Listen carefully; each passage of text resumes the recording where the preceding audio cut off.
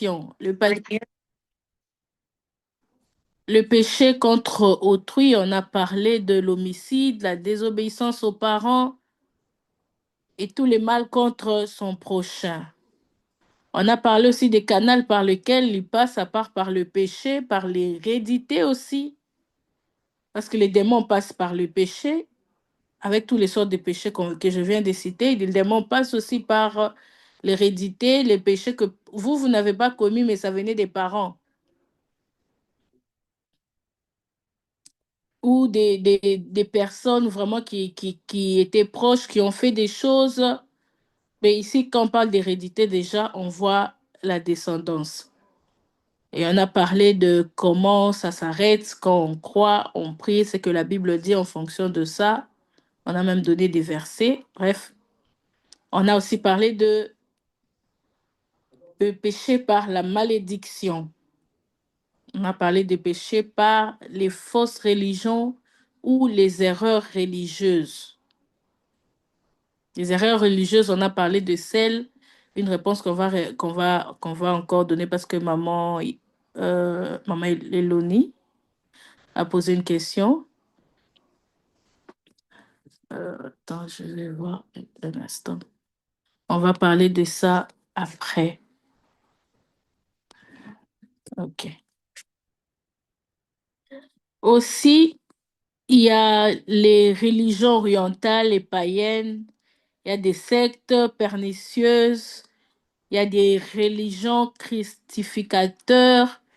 On a parlé des kimbanguistes, Kadimaye, je disais que c'était des mots très congolais, mais ils ont quand même des adeptes aussi dans d'autres pays. Les mouvements spirituels, la pure vérité, les New Age, Nouvel Âge en français. Alors, toutes ces sectes, là, je commence, toutes ces sectes embrouillent ou renient la nécessité du sang de Jésus-Christ comme le seul chemin de réparation, d'expiation pour effacer le péché et parvenir au salut. Donc, on parlait de ça, comme je disais l'autre fois, j'ai donné mon témoignage. Et la seule chose que je retiens, quand je dis je retiens, bon, vous allez comprendre au fur et à mesure quand je vais parler, c'est que j'avais compris après, quand j'ai donné ma vie à Christ, que il disait des choses qui étaient entre guillemets vraies, parce qu'il y avait des choses qui sont bibliques. Et comme déjà on interdisait la Bible, et qu'il y avait des choses qui étaient déjà dans la Bible qu'ils enseignaient, ils les déformaient à leur manière. Alors, la seule chose ou la chose la plus importante qu'on nous répétait là-bas, c'était de ne pas croire que le sang de Jésus sauve. Avec une philosophie bien élaborée, hein. Donc, intellectuellement bien fait, quand on te dit ça, on te convainc et tu es sûr que vraiment, c'est un péché de croire que le sang de Jésus sauve. Je ne vais pas développer dans les détails ce qu'ils disaient mot à mot pour ne pas faire leur évangélisation, bien sûr. Mais ils disaient ça. Et au point où, avant que je me convertisse, moi, je disais, quand je voyais les gens dire le sang de Jésus sauve, je disais ils savent pas ce qu'ils disent. Mais en même temps, ils vous disent que Jésus-Christ, vraiment, c'est un grand. Ils n'essayent pas d'entrer dans les détails, mais ils donnent une valeur à Christ un peu plus élevée. Ou quand tu entends, tu te dis quand même que Christ, il n'est pas n'importe qui, tu sais. Mais on ne t'enseigne pas dans la profondeur de qui il est vraiment pour toi, de la relation personnelle que tu dois avoir avec Jésus. Ils ne te disent pas ça. Ils le mettent un peu comme une légende, comme une histoire que tu dois connaître. Tu connais qui est Jésus, c'est un grand. Du coup, en même temps, quand tu parles avec d'autres personnes qui sont chrétiens, tu as des arguments pour dire, mais non, si on parle de Jésus, quoi.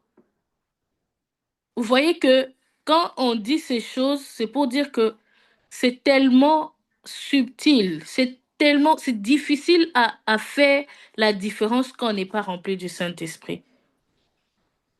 Et c'est pourquoi vous voyez que beaucoup de gens qui sont païens, des fois, ils tombent dans ça et ils partent dans d'autres religions, dans ces sectes-là, ils attirent des gens comme ça, ils gardent des gens comme ça. Comme tout le monde parle de Jésus, sinon on ne parle pas de lui, ou si on parle de lui en mal, on risque de faire peur. Alors, on va quand même parler de lui, mais avec un peu de réserve. On va déformer. On met le nom en avant, mais toute l'histoire qui fait la grandeur de ces noms, on déforme. Quand je dis déformer, ça veut dire que vous allez trouver des petites vérités, mais plus de mensonges. Du coup, quand tu entends, tu as l'impression que ce qu'on vient de dire, c'est ce que tu as aussi entendu là-bas. Et ça mène cet embrouillement. C'est pourquoi j'aime le mot que j'ai lu avant de commencer. C'est toutes ces sectes embrouillent ou renient la nécessité du sang de Jésus-Christ. Si vous voyez un endroit, on renie la nécessité ou on embrouille la nécessité du sang de Jésus, directement vous comprenez qui ils sont. Jésus-Christ n'est pas Dieu. Ou Jésus, le sang de Jésus ne sauve pas. Et quand les gens commencent à m'en parler comme ça, vous comprenez. Alors, d'expiation pour effacer le péché et parvenir au salut. Ils vont même plus loin. Un petit détail que j'aimerais donner comme ça, on sait comment ces gens-là fonctionnent. Ils vont plus loin pour dire que quand une personne aime Jésus, elle ne peut pas dire que le sang de Jésus l'a sauvé parce qu'il avait souffert à la croix. Comment une personne que le monde a tuée, vous allez aimer cette œuvre-là, vous allez aimer sa mort. Vous comprenez un peu que ça sonne même mal pour une personne qui connaît la parole de Dieu, connaît la Bible, ça sonne mal. Mais quand ils le disent avec beaucoup de mots bien choisis, vous avez l'impression que oui, mais quelque part, c'est comme si je continuais à crucifier Jésus, c'est comme si je pensais que le sang, alors qu'il a souffert à la croix, comment, si je l'aime, je ne peux pas continuer à parler de cette mort-là dans ce sens-là, ou continuer à penser que c'est ce sang qui m'a sauvé. Vous voyez? Une autre ligne et c'est grave. Ne croyez pas à ce genre de choses. C'est pourquoi la Bible nous dit de ne pas nous laisser convaincre par ce genre de philosophie. Le secte renferme certains loges, agences ou organisations sociales qui utilisent la religion, les écritures et même Dieu comme fondement. Vous comprenez? Donc, du coup, quand on parle de sectes, on entend de loin, on a l'impression que là-bas, vous n'allez pas entendre parler de Jésus. Non, non. Les sectes renferment certaines loges, agences ou organisations sociales qui utilisent la religion. Ils utilisent la religion, les Écritures et même Dieu. La Bible dit l'ange des ténèbres se déguise en l'ange des lumières. Quand tu vois un déguisement, si tu n'as pas la lumière de la vraie parole, tu n'as pas les yeux ouverts comme il se doit, les yeux que Dieu lui-même t'a ouverts, si tu ne vois pas les choses comme ça, tu risques de confondre un déguisement et la réalité. Il suffit de faire un petit exemple, de fermer légèrement les yeux naturels comme ça, vous allez voir que vous pouvez confondre quelque chose. Et si la lumière est encore faible, vous confondez totalement, vous pensez que c'est la même chose. Donc, quand la Bible dit qu'il se déguise, on pense que ces déguisements-là, c'est que vous allez directement remarquer facilement comme ça. Non, on la remarque quand on a la lumière de la parole de Dieu. Maintenant, vous imaginez des gens qui lisent pas la Bible, qui vont seulement prier, mais ils ne connaissent pas la parole de Dieu. C'est un déséquilibre. C'est pourquoi la Bible dit, ce n'est pas ceux qui disent Seigneur, Seigneur. C'est pas le fait de parler, parler ou d'aller seulement prier Seigneur, Seigneur. C'est faire d'abord la volonté du papa, du Père. Mais comment tu vas faire la volonté du Père si tu la connais pas? C'est pourquoi il faut toujours lire sa Bible, toujours être plongé dans la lecture, dans la recherche de la connaissance et la parole de Dieu. C'est là que la lumière entre en nous, que les yeux s'ouvrent pour bien faire la différence entre un déguisement et la vérité telle qu'elle est. Parce que le diable se déguise. C'est pourquoi il y a plusieurs églises comme ça, vous voyez, ils entrent dans les églises, dans les religions. Quand je dis église, je ne parle pas de l'épouse du Christ. Vous savez de quoi je parle. Ils utilisent la religion, les écritures et même Dieu. Même Dieu, même les féticheurs, ils utilisent même Dieu comme fondement, mais qui omettent l'expiation par le sang de Jésus-Christ. C'est comme ça qu'on reconnaît ces gens-là. Toutes ces sectes ont l'apparence de la piété, mais renie ce qui en fait la force, c'est-à-dire Jésus-Christ. 2 Timothée 3,5 nous dit, ayant l'apparence de la piété, mais régnant ceux qui ont fait la force, éloigne-toi de ces hommes-là. Ah oui, quand on dit l'apparence de la piété, c'est vraiment quand tu regardes une personne, tu ne soupçonnes pas que c'est un monsieur qui est dans ces choses-là. Si elle ne te dit pas. D'ailleurs, tu as l'impression qu'elle est même plus gentille. Tu vas à l'église, tu vois un peu un frère qui t'énerve, qui fait quelque chose de mal.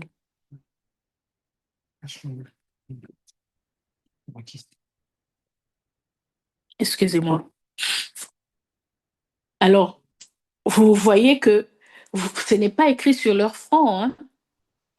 Certains se disent, ah, comme eux, ils aiment comme ça. J'ai même écouté une parenthèse, une personne qui parlait de comment elle a réussi à faire ses comédies, même dans les églises, comment elle a réussi partout où elle va, on l'accepte. On lui donne même la chair pour faire une comédie. Un comédien que je connais, j'ai suivi une émission de lui qui parlait comme ça. Vous imaginez à l'église, pendant un moment de culte, on lui donne la chair pour faire rire. Et on lui dit, mais comment? La personne qui posait la question dit, mais moi et toi, on se rencontre dans des endroits où les chrétiens ne fréquentent pas. Mais comment ils sont arrivés à te donner leur chair? Et le journaliste s'est moqué de lui. Ils riaient tous deux. Il dit, mais toi, tu es un escroc. Comment tu as convaincu même les pasteurs qui t'acceptent, qui te reconnaissent comme ça? Alors que tu es dans la boisson, tu es dans une autre vie, dans la musique mondaine, tu es dans tout ça. Dans toute forme des péchés de la jeunesse, quoi. Il dit, il faut seulement savoir étudier le milieu et faire comme ils veulent, apporter, leur donner, apporter ce qu'ils aiment. Donc, je donne cet exemple pour montrer que si une personne est arrivée à atteindre ce niveau-là, c'est que ça existe. Alors, si des grands pasteurs lui ont donné la chair, alors nous, je sais ce que j'ai dit, c'est sur les réseaux sociaux, j'évite seulement de citer les noms de la personne. Pour ceux qui veulent vraiment, en privé, je peux vous envoyer même les liens. Donc, c'est pour dire que si un comédien peut arriver à faire ça, alors les envoyés du diable. Soyons prudents. Soyons prudents. Euh, et la Bible dit, éloigne-toi de ces hommes-là. J'étais en train de parler de l'apparence de la piété. L'apparence, c'est ce que ce comédien l'avait fait, l'apparence. Il s'habillait bien en veste, en cravate, en souliers, pantalon, vraiment bien. Il avait l'apparence douce. Il venait là avec politesse, humilité. Humilité, vous comprenez ce que je veux dire? Le genre un peu, je suis poli, je m'incline un peu. Et les gens regardent et disent, ah, lui, c'est notre frère. Et on lui dit, OK. Donc, comme c'est une occasion comme ça, viens faire une comédie. Mais en même temps, cette même personne, là où il y a des païens, il va vraiment comme un vrai païen. Il va en boîte de nuit, il fait ses choses partout. La Bible nous met en garde contre les fausses doctrines promu par les esprits séducteurs et trompeurs dans les derniers jours. 1 Timothée 4, 1 à 3 nous dit, mais l'Esprit dit expressement que, ça c'est important, oh Seigneur, c'est important, je reprends, mais l'Esprit dit expressement que dans les derniers temps, quelques-uns abandonneront la foi pour s'attacher à des esprits séducteurs et à des doctrines des démons. Des doctrines des démons, c'est-à-dire des doctrines ont des démons ont aussi des doctrines. Je parlais de ça aussi la semaine passée et le lundi en passant. Donc, on comprend que les démons ont aussi des doctrines. Ils ont une philosophie, ils ont une façon de faire.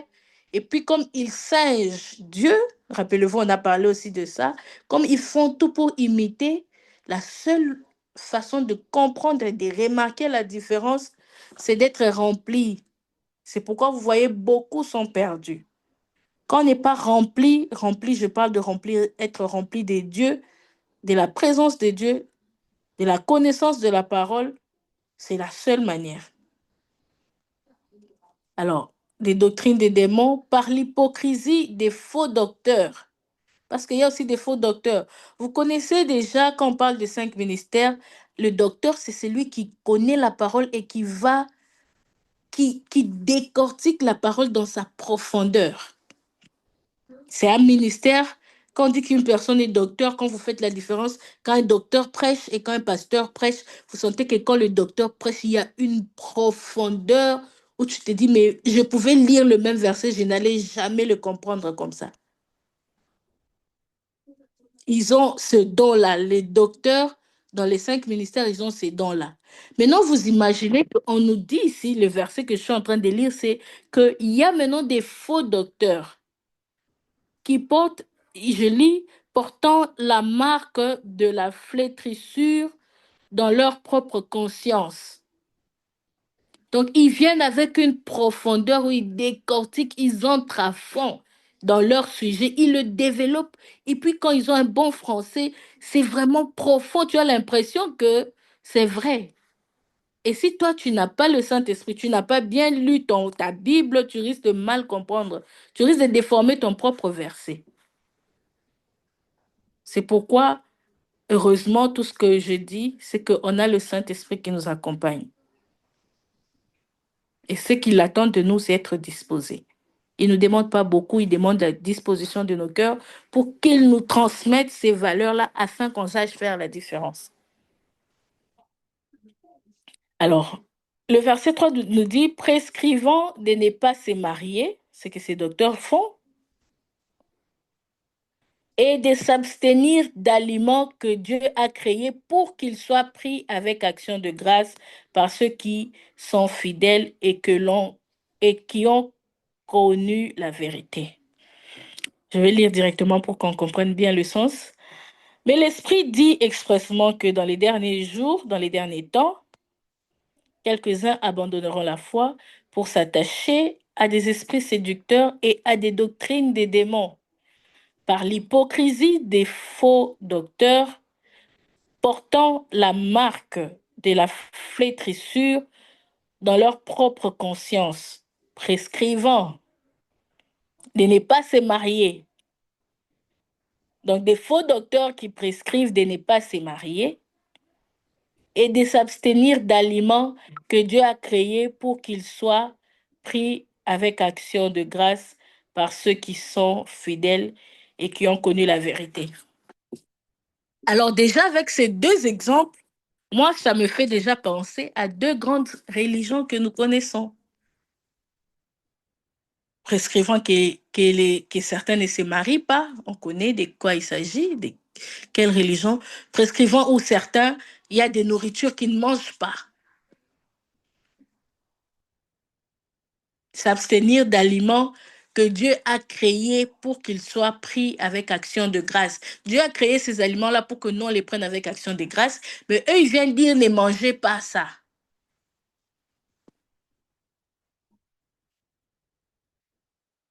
Et ce que j'aime avec la Bible quand on la lit comme ça, c'est pourquoi j'insiste sur le fait de faire vraiment des recherches. J'ai suivi, j'ai fait des recherches. On comprend déjà que ces versets, si on prend par exemple la religion qui parle par exemple, de ne pas manger les porcs, vous connaissez de quoi je parle. Cette religion-là, où leur prophète et tout ça a été créé, la religion, et les écrits, même leurs livres, tout ça, je me limite à mon livre, mais vous connaissez. Ça a été créé après la Bible. Donc ces versets ici que je viens de lire étaient déjà là avant. En d'autres termes, c'est non seulement prophétique pour nous montrer que c'était des choses qu'on nous disait et qui allaient arriver. Et des fois, même en cette période-là, il y avait déjà d'autres qui les faisaient. Donc la Bible, c'est le livre le plus ancien dans la religion. Ça, c'est parmi les recherches que j'ai faites et c'est vrai. Donc Dieu nous prévenait déjà à l'avance, à l'avance, à l'avance de ces choses. Et quand nous vivons, nous voyons ça, nous comprenons que le malin ou l'ennemi a atteint certains niveaux où vous voyez que les gens sont plongés dedans. Et aujourd'hui, il y a certains chrétiens même qui disent, non, il suffit que la personne soit croyante, ça me suffit, peu importe sa religion, c'est pas un problème. Quand ils disent peu importe sa religion, ils parlent des religions comme celles que je viens de citer. Il y a des gens comme ça que moi j'ai entendu personnellement dire, on peut se marier, il n'y a pas de problème, on peut avoir des enfants, il n'y a pas de problème. Tant qu'il me respecte, moi je le respecte, ça suffit. Mais vous allez partager comment? Vous allez donner quelle éducation aux enfants? De là ou d'ici? Bref, la Bible nous dit, éloignez-vous de ces hommes-là. De telles doctrines ont pour objectif d'attaquer l'humanité et la divinité de Jésus-Christ. De renier, c'était le premier tiré. Deuxième tiré, de renier l'aspiration des Écritures. Je répète, excusez-moi, de renier l'inspiration des Écritures. Pas aspiration, mais inspiration. Donc, de telles doctrines ont pour objectif d'attaquer l'humanité et la divinité de Jésus-Christ, de renier l'inspiration des Écritures, de détourner les chrétiens du mouvement de l'esprit, de créer la discorde dans le corps du Christ. La discorde, ils viennent vraiment pour s'aimer le trouble. C'est leur mission.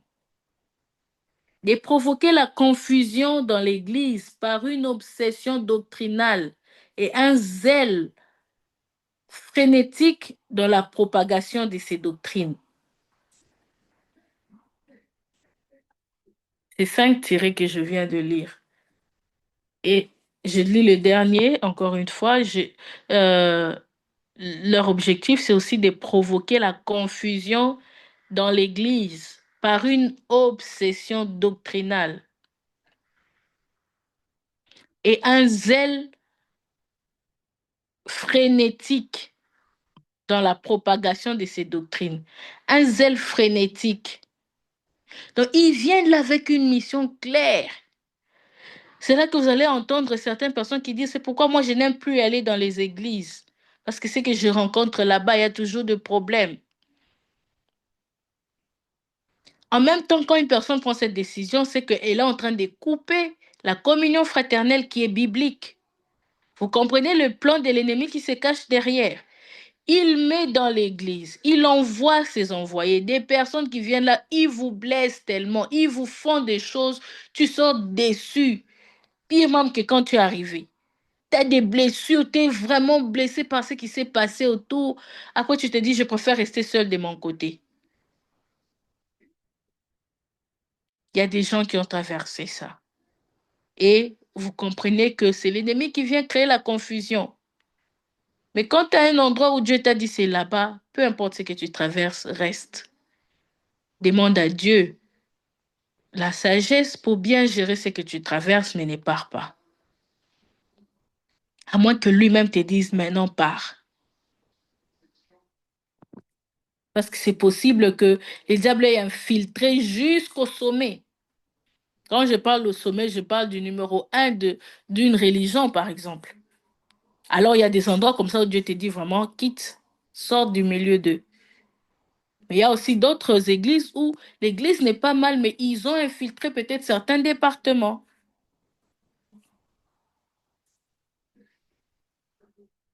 Mais les vrais reconnaissent ce qu'ils ont. C'est pourquoi ne laissons rien ni personne autour de nous nous enlever ce que nous avons reçu de Dieu. Rappelez-vous de la parabole du semeur. Et quand on rentre dans les détails de comment ces semeurs-là fonctionnent, il ne va pas vous attendre au coin de la rue pour exercer ça. Il va là où vous êtes. Il ne va pas attendre que vous allez vers lui. C'est lui qui va chercher. Il va chercher à voler la sémence que vous avez reçue. Il va chercher à déformer. Il laisse que ça grandisse un peu, puis vient, il arrache, il tue. Mais ceux qui sont la bonne terre, eux, ils donnent des fruits, des cents, des mille. Soyons la bonne terre. Par les coutumes païennes, les coutumes, les coutumes. Ça, c'est l'autre point. Comment les démons entrent pour détruire, c'est par les coutumes païennes. Ce sont celles qui vont à l'encontre de la parole de Dieu, susceptibles de mettre ces pratiquants en contact avec le monde des esprits et qui sont donc bannir, qui sont donc à bannir.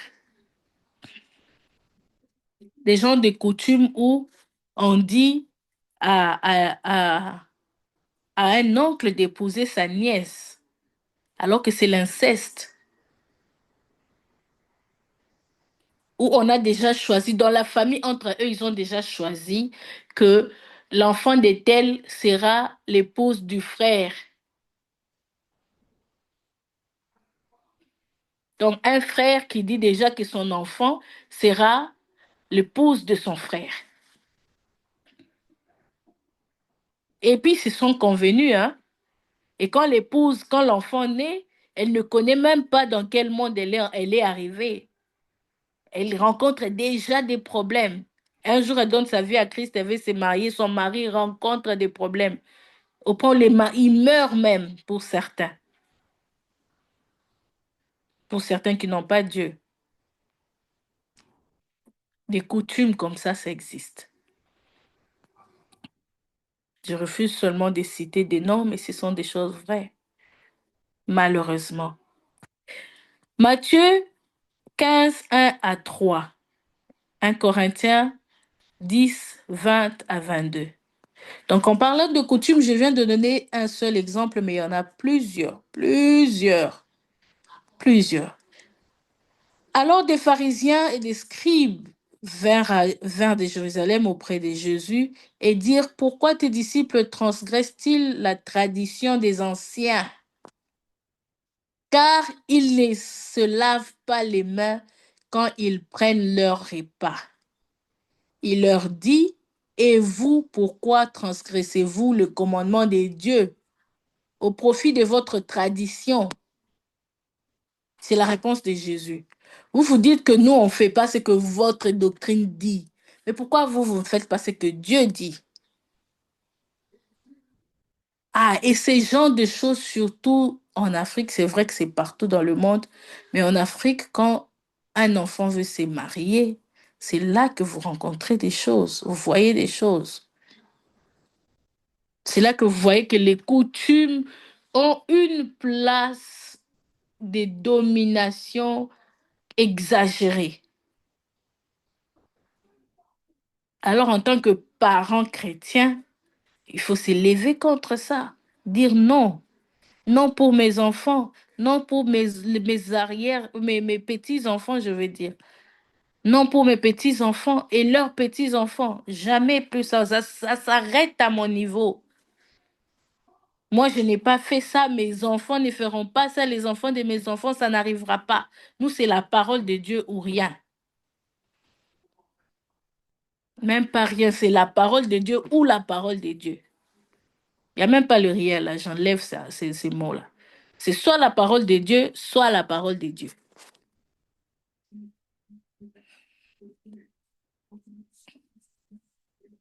Le fait de garder des objectifs occultes ou provenant des cultes païens et idolâtres attire des démons dans la maison. Il y a plein de doctrines. Chaque pays, chaque tribu a ses réalités. Il y a des endroits où il y a des femmes qui meurent parce qu'ils ont pris 1 euro, je ne sais pas combien, d'une personne extérieure, même s'il n'y avait rien. Il y a plein de choses où une femme ne peut pas faire ça, un homme ne peut pas faire ça, ou elle peut faire, mais comme ça. Il y a des endroits où on doit le nettoyer, on doit laver les gens la nuit quand tout le monde. Vous imaginez? On prend une femme parce que son mari est décédé, c'est une des coutumes aussi. On prend une femme veuve On dit, comme son mari est décédé, pour qu'elle redevienne normale ou qu'elle soit réépousable, il faut que la famille de l'homme qui est décédé sorte avec cette femme la nuit quand tout le monde dort, vers 3 heures du matin, 2 heures, 16 heures, 4 heures, quand il n'y a personne qui peut sortir en route, et ils doivent la laver nue devant plusieurs membres de la famille de l'homme là. Elle doit porter une poule qu'on doit égorger. Vous imaginez ce genre de choses. Et on dit c'est comme ça la coutume, chaque veuve doit passer par là. Et toi, chrétienne, tu viens là, tu as épousé normalement quelqu'un, tu ne savais pas ce genre de choses-là. Et Dieu fait que les circonstances, c'est parce que lui, il part avant. Après, sa famille vient toi t'imposer des genres de choses comme ça. Ce sont des réalités. Qu'est-ce que la parole de Dieu dit? Sortir comme ça, à cette heure-là, laisser 50 personnes qui déshabiller la personne. Quand je dis déshabiller, c'est à 100%. Déshabiller cette femme et la nettoyer. C'est quoi ça? Mais il y a des gens qui ont accepté ça tout en étant chrétiennes. Manque de connaissances. Ils disent donc c'est la coutume, à César c'est qu'à César. Non, non, non, non, non. Là, c'est pas à César, c'est qu'à César. Là, c'est vraiment la porte d'entrée des démons. Là, on le fait pas. On fait pas ça.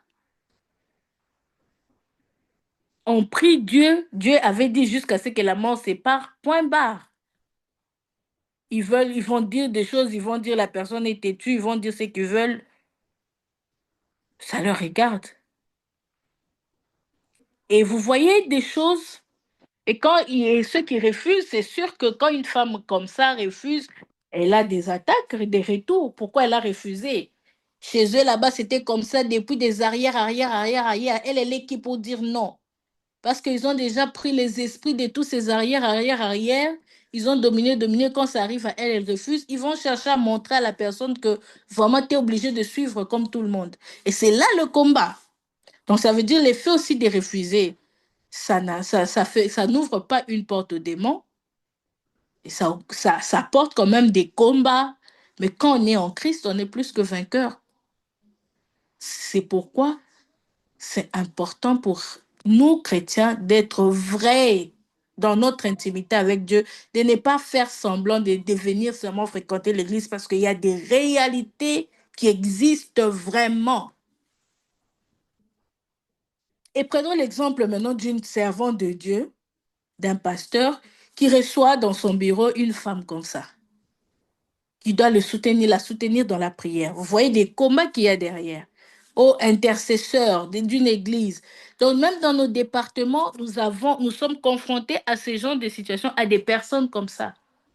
Moi, il y a des gens que j'ai vus de certains pays qui sont venus comme ça avec des problèmes de fétiche, de spiritualité, à un niveau quand tu entends, toi-même tu te dis, hé, ça aussi, ça existe. Tu dois prier pour la personne, l'amener à donner sa vie à Christ, l'enseigner la parole, lui dire ça, c'est pas bien, ça, c'est bien.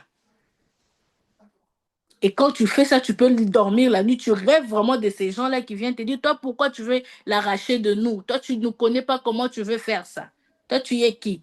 Tu te lèves, tu continues encore à prier, tu appelles encore la personne. Tu lui prêches encore.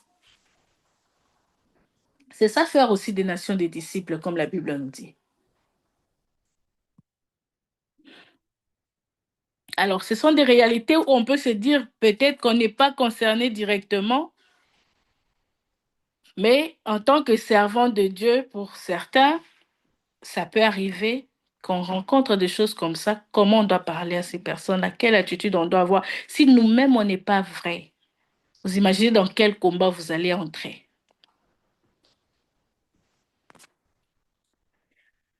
Alors,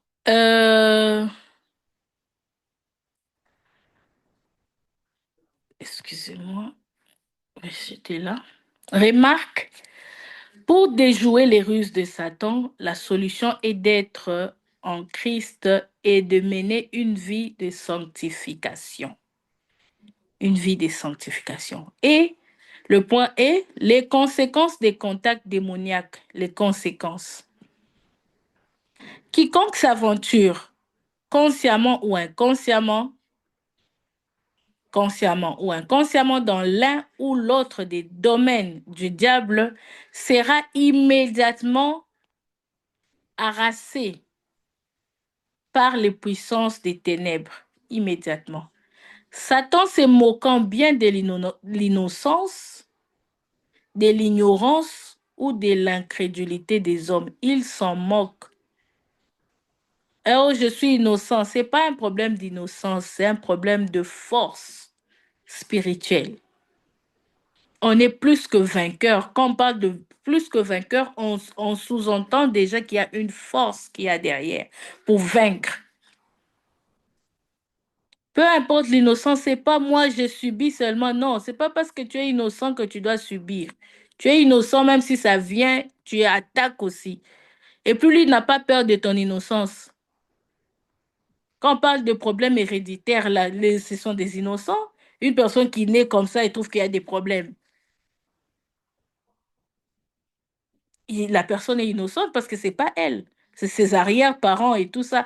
Mais elle est obligée. Si elle reste dans cette innocence-là, malgré qu'elle soit innocente, si elle reste dans cet état d'esprit où elle n'est pas vaillante spirituellement, elle va subir. Donc, l'ignorance, mêmement, c'est pas parce que tu ne connais pas que le diable va dire je l'épargne parce qu'elle ne connaît pas comment ça fonctionne. Non. C'est pourquoi on est obligé d'apprendre, de continuer à apprendre. Même si on a déjà lu la Bible de Genèse, Apocalypse 5 fois, quand vous la lirez une sixième fois ou une vingtième fois, vous allez toujours découvrir des révélations. Il y aura toujours quelque chose de nouveau. Ça, c'est ce que j'aime avec Dieu. Le même verset, tu vas te dire, mais j'ai l'impression que j'ai jamais lu ça. Oui, parce que en ce moment-là, il t'avait enseigné, mais là, il veut te donner une autre révélation. Ça veut dire que, en d'autres termes, il n'y a pas de limite, il n'y a pas de je suis arrivé. Pour nous tous. Parce que le diable se fiche de l'ignorance. Ça ne va pas épargner sa mission. L'incrédulité, il en résulte quelques conséquences dans la vie spirituelle et sur le caractère de l'homme. Dans la vie spirituelle, il est à noter que seule la foi chrétienne est en contraste net avec les œuvres de Satan. La foi chrétienne. Donc, ça ne se marie pas. Conversion difficile. Le premier point, dans les conséquences des contacts démoniaques, comme on a parlé, quand on a parlé des contacts, c'est tout ce que j'ai dit avant, tous les moyens par lesquels le démon entre. Tout ce qu'on a cité depuis lundi, depuis même que le secours a commencé, le quatrième niveau a commencé. À part la partie, on a parlé des vrais anges, pour ceux qui étaient là, qui existent.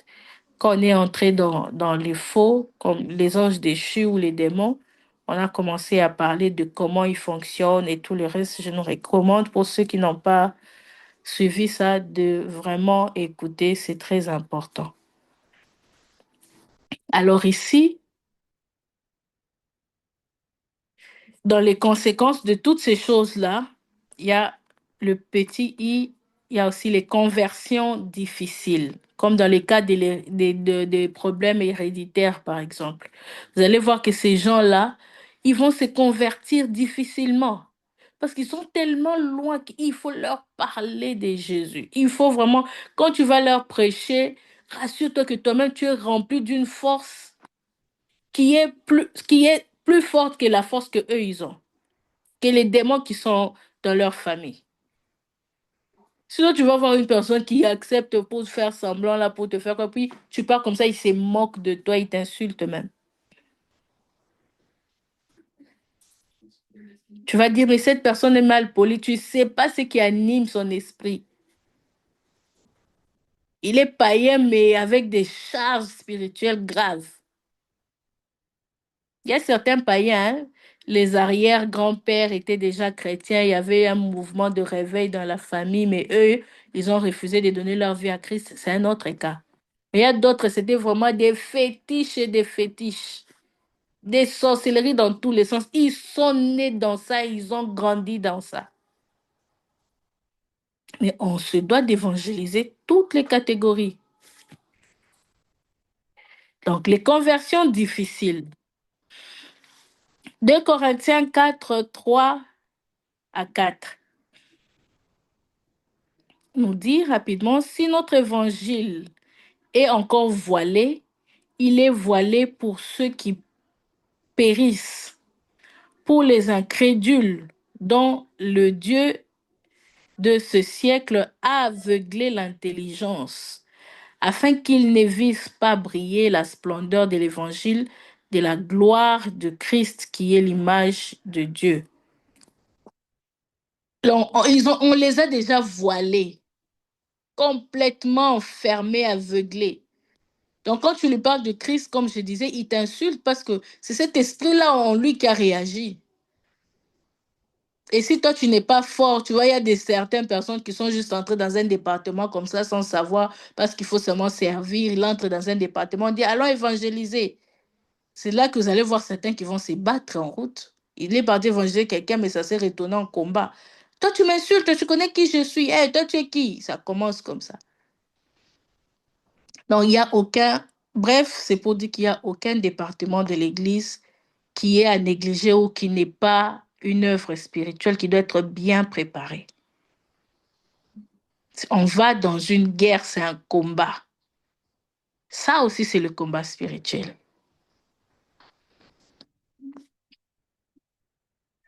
Résistance à l'évangile et aux choses spirituelles. Donc, bref, pour rentrer un peu dans l'exemple que je viens de donner des combats, ce sont des gens, des personnes qui sont dans des départements, mais ils sont bébés spirituels en fait. Ils sont là, mais après, ils sont quand même dans les péchés, ils sont dans autre chose. C'est pourquoi la Bible nous donne un verset où vous voyez des gens qui sont partis pour, je pense, faire un miracle, et puis on les a frappés. Ils sont partis, les démons leur a dit, ils connaissent qui est Jésus, qui est Pierre, et qui est Paul, pardon. Mais eux, ils le connaissent pas, on les a frappés. Vous voyez une personne qui part de la part de Dieu pour faire un miracle, et puis, les démons le frappent. Les démons frappent la personne. Vous comprenez déjà que son niveau spirituel était très bas. Mais il a quand même eu le courage d'aller parler de Dieu. Ça veut dire que quelque part, il aimait déjà faire ça, ou il était déjà dedans, dans les choses de Dieu. Il était déjà dedans, peut-être qu'il fréquentait une église si c'était aujourd'hui avec notre actualité aujourd'hui.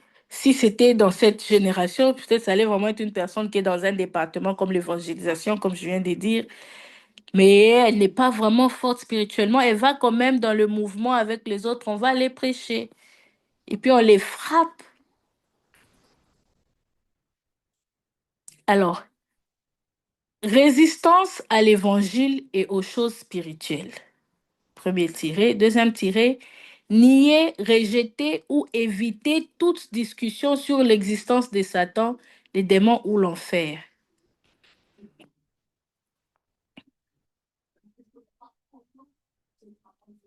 Marcher en communion chrétienne. Des conséquences des contacts démoniaques. Le premier point, je parlais de A, c'est dans la vie spirituelle. Petit I, conversion difficile. Et puis 2I, marche et communion chrétienne difficile. Psaume 1,5. C'est pourquoi les méchants ne résistent pas au jour du jugement, ni les pécheurs dans l'assemblée des justes.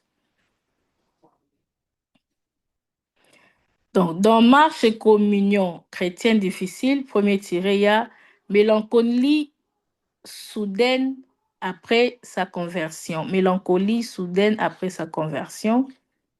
Il y a se sentir mal à l'aise pendant la louange.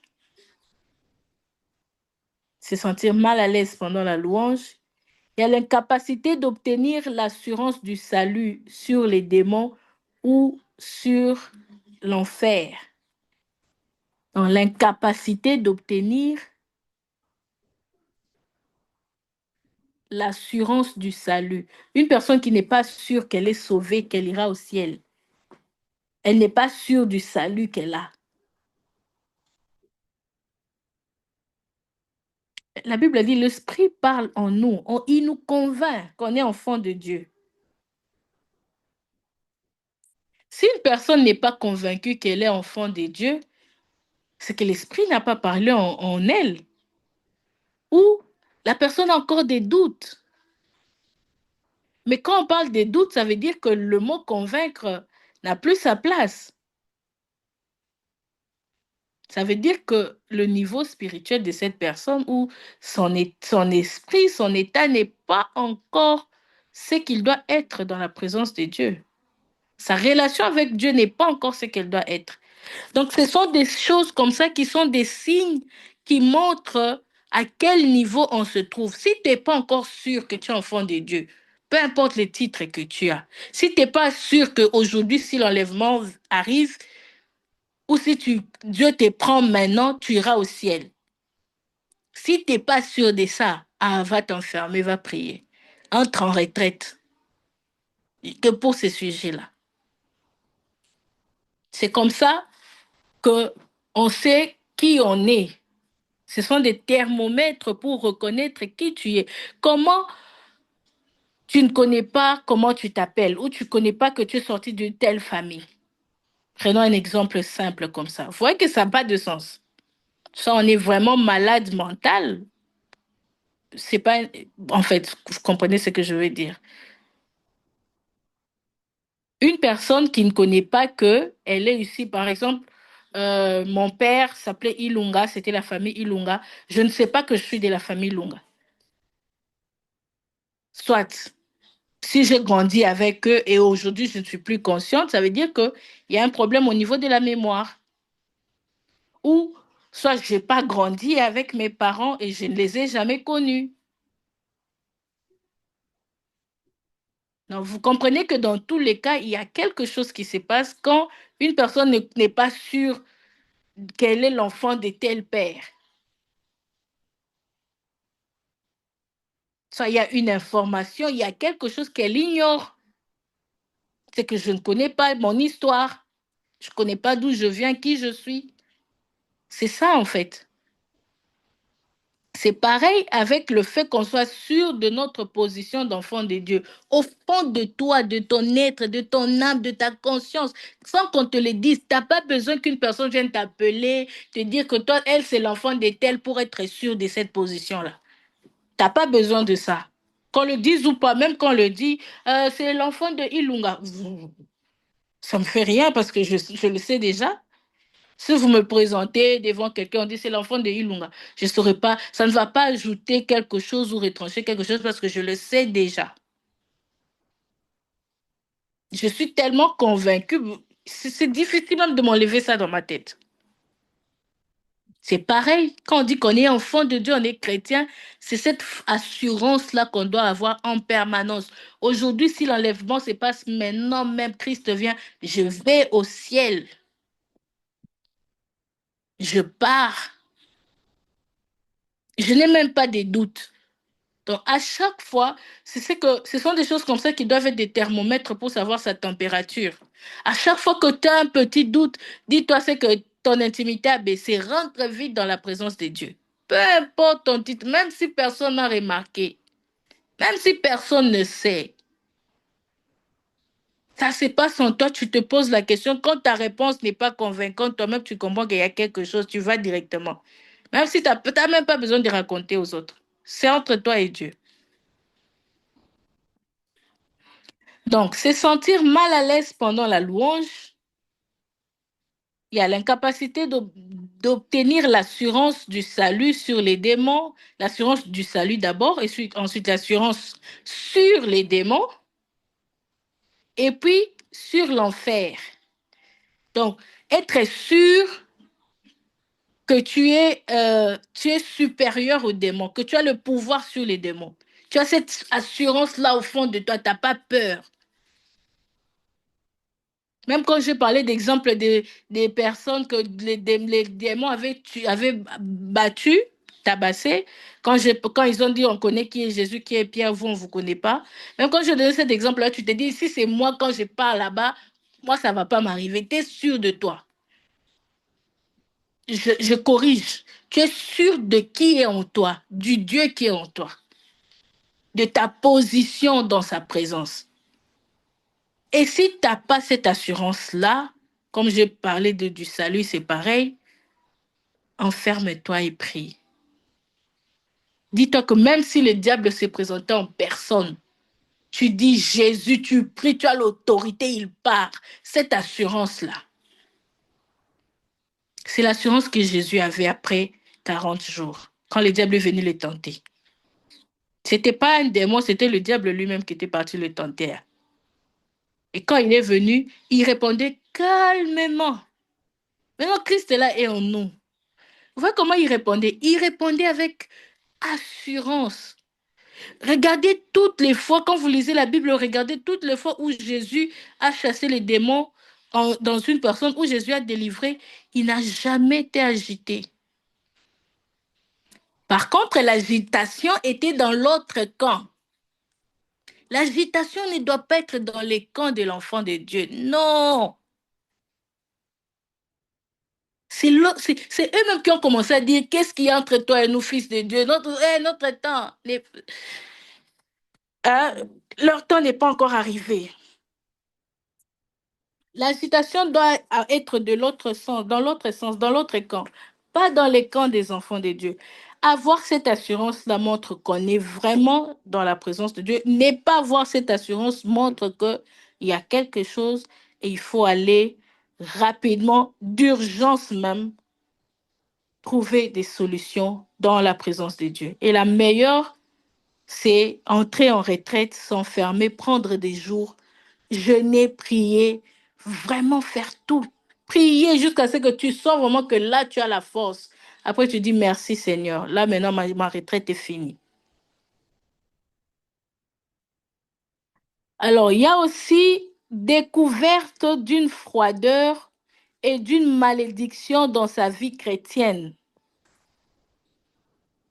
La découverte d'une froideur et d'une malédiction dans sa vie chrétienne. Comme je disais, ce n'est pas question de titres. Quand je parle de titres, je parle de la position qu'on peut avoir dans une assemblée, dans une synagogue. On a parlé de synagogue. Ce n'est pas ça.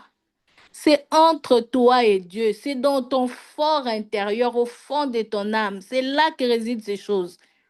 Même quand l'enlèvement viendra, je peux être à côté de toi, tu peux être à côté de moi. Quand Dieu vient, il prend la personne qui est prête pour l'enlèvement.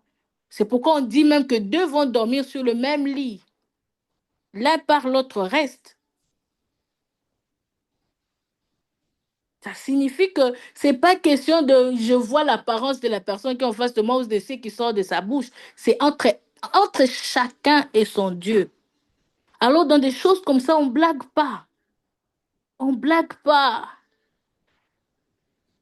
Et même si on te donne tous les titres du monde, elle, quand on passe, tout le monde s'élève, on dit c'est vraiment la servante de Dieu qui est là.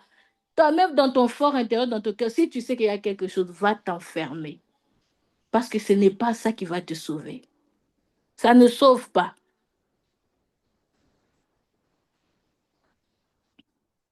Tu sens qu'il y a une froideur. Tu dis, bah, je veux quand même prêcher comme j'ai l'habitude parce que je connais les versets, je connais. D'ailleurs, j'ai déjà dit ça une fois, je veux juste répéter ce que j'avais dit. Ah, et les canons, comme on dit en lingala, ah, ça va passer, les gens vont acclamer, ils seront. Eh, tu risques de le faire pour eux et toi-même, tu échoues. Toi-même, tu pars pas, mais eux, ils partent. C'est pourquoi c'est vraiment individuel. L'autre est tiré tendance à la tiédeur et à l'indifférence dans sa foi. Donc, quand je dis tu risques de le faire, eux, ils partent et toi, tu pars pas parce que Dieu peut t'utiliser aussi comme canal, mais toi-même, tu ne reçois pas. Alors, ne sois pas des gens, des personnes qui sont des canaux que eux-mêmes ne reçoivent pas, mais donnent seulement. Non. Et Dieu utilise qui il veut. Il peut utiliser un fou en route hein, pour donner un message profond. Hein. Il peut utiliser un païen. Il dit quelque chose, toi-même, tu dis, mais ça, c'est pour moi, ce message. Ça vient de Dieu. Et même lui-même qui a dit ça, il ne sait même pas pourquoi il l'a dit. Tu lui poses la question, qu'est-ce que tu voulais dire par là? Il dit, hey, Bimika Bongo. En lingala, en français, c'est sorti seulement comme ça. Je ne sais même pas d'où c'est venu. Mais toi qui as reçu, tu sais que ça, c'est vraiment un message pour moi. Dieu utilise ce qu'il veut. Alors ne sois pas de ces canaux parce qu'il peut utiliser même un démon. Il peut utiliser n'importe qui. Il peut utiliser un fou en route. Même les animaux. On l'a vu dans la Bible. Il utilise même les animaux. Alors, le fait de servir Dieu ou de prêcher, que ça ne soit pas un sujet de fierté où au fond, on sait qu'il y a des choses qui font enlever. Quand je dis servir, c'est tout ça. Je parle de, je nous parle à nous tous, à moi-même, à tout le monde. C'est pour dire que la vraie place, c'est dans la présence de Dieu. C'est très sûr que comme je donne moi-même aussi, je reçois. Je ne donne pas qu'aux autres, moi je reste avec rien. Le jour de l'enlèvement, eux, ils vont partir, moi je vais rester. Mais si je reçois aussi le jour de l'enlèvement, on va partir tous ensemble.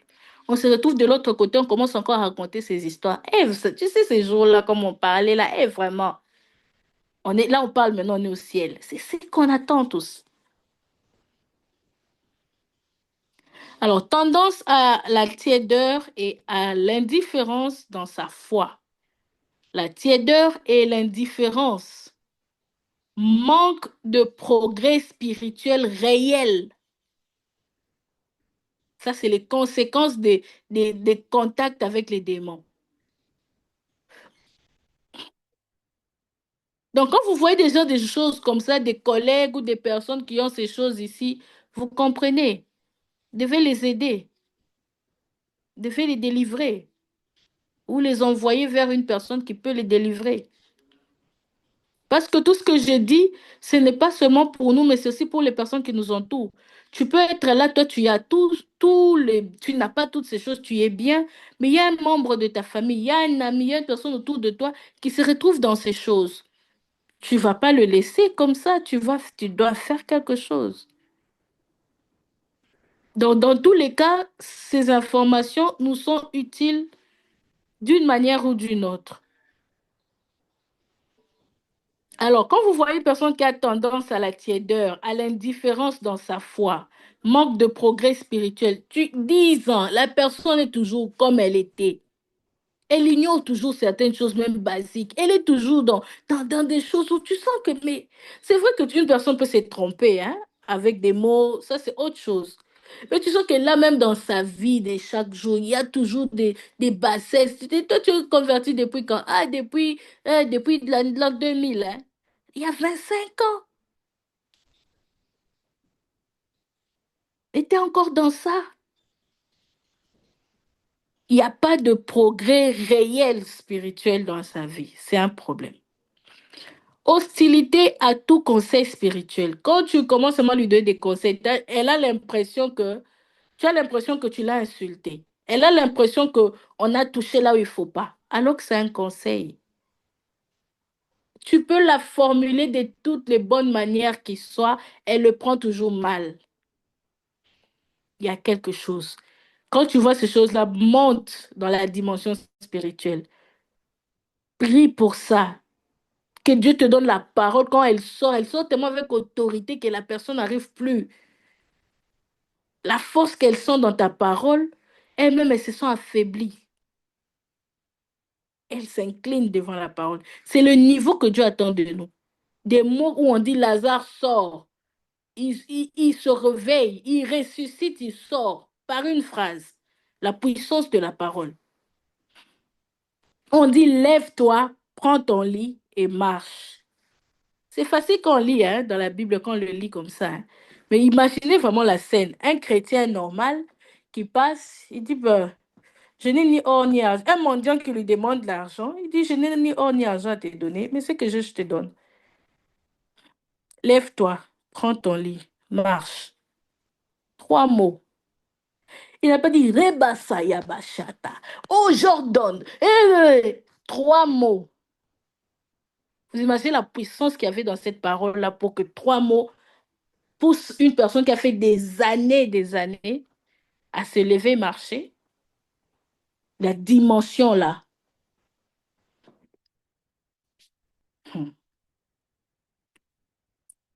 Perte du désir de prier et de lire la Bible. La perte du désir, le désir. Je désire, je veux, j'ai envie. Tu vois, comme quand tu as envie de boire de l'eau, quand tu as envie de manger, quand tu perds d'appétit, quand c'est pendant longtemps, on dit qu'il y a une maladie. Perte du désir de prier et de lire la Bible. C'est notre nourriture spirituelle. Étouffement, lourdeur, sommeil quand il s'agit des choses de Dieu, des choses spirituelles. Un sommeil là bizarre. Faut prier pour ça. Chute brutale inexplicable. Faut prier pour ces choses. Tendance à l'hypocrisie. Hypocrisie. Deux faces. Deux agendas. Ici, c'est une autre personne. Là-bas, c'est une toute autre personne. Donc, quand tu la vois à l'église, tu dis, ou quand tu la vois dans sa famille, là où il y a des gens qui ne connaissent pas l'autre vie cachée, tu ne peux même pas soupçonner que c'est une mauvaise personne. Tu ne peux, même quand on te dit que cette personne a fait ça, tu dis non, c'est faux, vous mentez.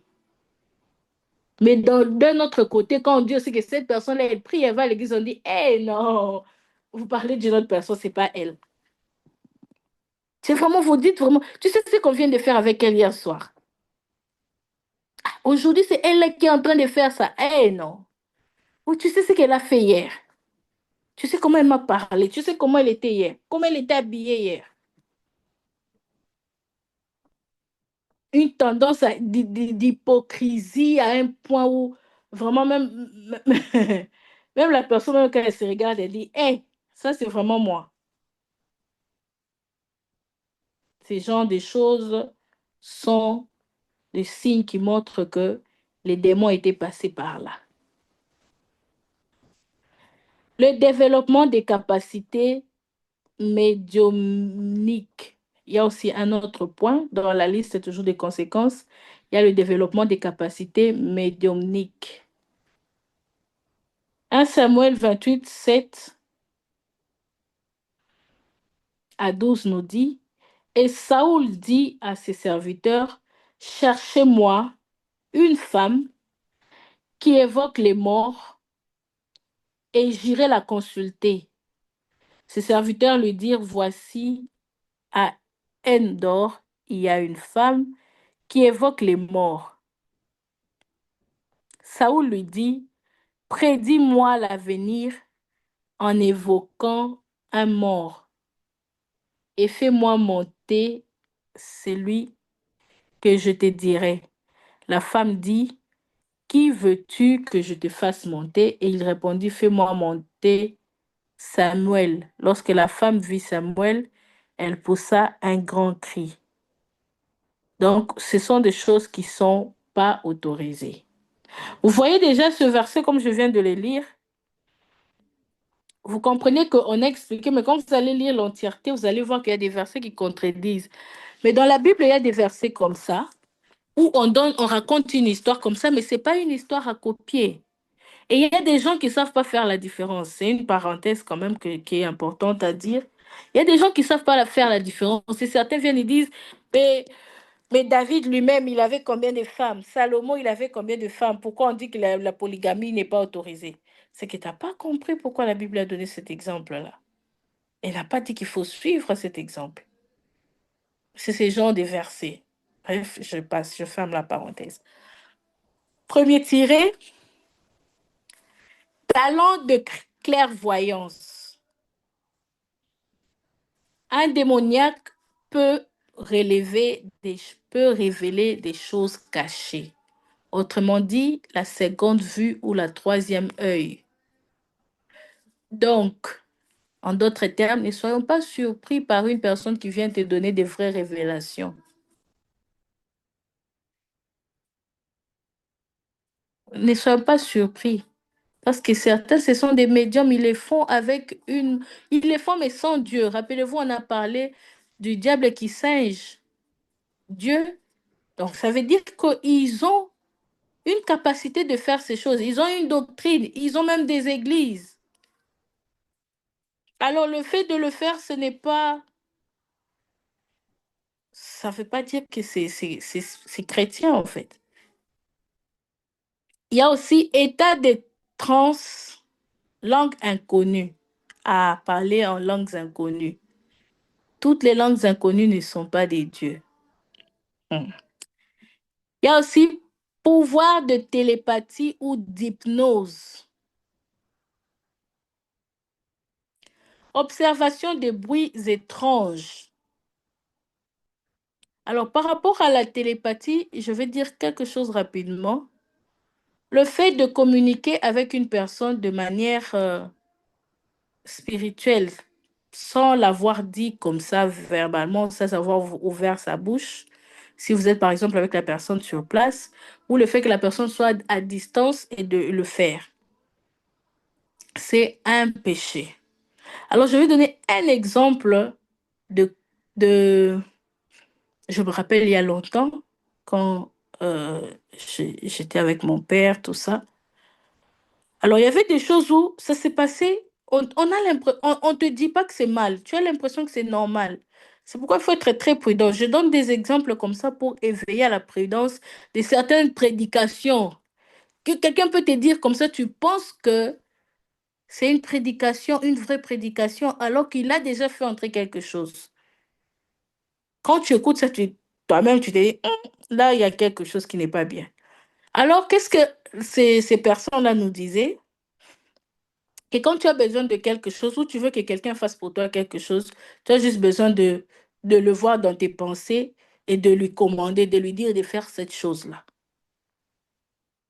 Vous voyez que ça semble être rien, hein? Ça passe, non? Tu penses seulement à quelqu'un, tu lui dis, donne-moi un verre d'eau. Et tu vois la personne venir avec un verre d'eau et te donner. Ou tu as oublié quelque chose, tu dis, là, alors que la personne là doit te suivre, je donne des exemples comme ça, alors que la personne là doit te suivre, vous allez au même endroit, mais toi tu l'avais précédé, et puis comme elle est encore à la maison, tu l'appelles pas au téléphone, tu lui dis rien, tu penses à la personne en lui disant, j'ai laissé ma montre sur la table, viens avec, et la personne t'apporte la montre. Ça, je suis encore dans les débuts, des petites choses. Je m'excuse. Donc, c'est pour dire que des petites choses comme ça où on dit, oh, tu rentres en pensée, tu vas, tu entres en contact avec telle personne. Ils les disent de manière tellement facile. Ah, que Seigneur, que Dieu aide vraiment ce qui se passe aujourd'hui. Alors, il faut entrer ça dans une prédication, ils glissent ça. Et tu te rends même pas compte. Tu dis, ah bon? Ça marche quoi? Des petits détails. C'est pourquoi on en parle. Observation des bruits étranges, cauchemars, arrestation, serpent, dans l'eau ou dans les cimetières, grossesse ou allaitement, des choses comme ça, ce sont des signes qu'il y a un mauvais esprit derrière qui passe déjà là. Des mauvais rêves, il faut tenir compte de ces rêves, beaucoup prier. Quand tu sens que là, c'est à un autre niveau, cherche un serviteur de Dieu, une servante de Dieu, un pasteur, une personne qui a ce don de délivrance. C'est important. Radiesthésie, art ou capacité de détecter certains objets grâce aux rayons qu'ils émettent, qu'ils émettraient en employant une verge ou une pendule ou des baguettes. Alors, je reprends comme je disais, le diable singe Dieu. Ça veut dire quoi?